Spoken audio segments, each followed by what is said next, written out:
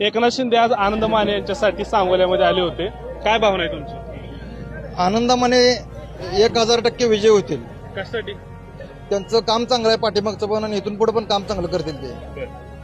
काय वाटतंय तुम्हाला, कुणाची हवा आहे आता सध्या सांगोल्यात? सांगोला तालुक्यामध्ये आदरणीय या राज्याचे उपनेते शहाजीबाबू पाटील यांच्या नेतृत्वाखाली काम करणारे शिवसेनेचे सर्व 23 उमेदवार आणि नगराध्यक्षपदाचे उमेदवार आनंद भाऊ माने यांची या ठिकाणी हवा आहे.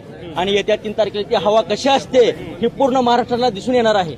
आपण दुसऱ्या बाजूला भाजप आहे, पालकमंत्री येऊन बसायला लागली इथं. कोणी येऊन बसू द्या, कोणी येऊ द्या, शेर आखेला कापे. इथं शहाजीबापू एकमेव या तालुक्याचे हुकमे एके आहेत.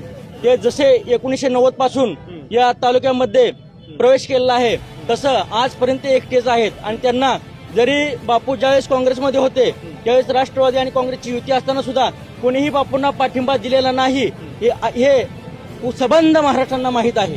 आनंद भाऊ येणार निवडून फिक्स. तसा सांगोल्यातला जे काही मुस्लिम समाज आहे ते कोणा पाठीमागे उभा राहील? हे आनंद भाऊच्या मागे राहणार शहाजी बापू. कारण म्हणजे त्यांनी कामं केली तसं. बरं,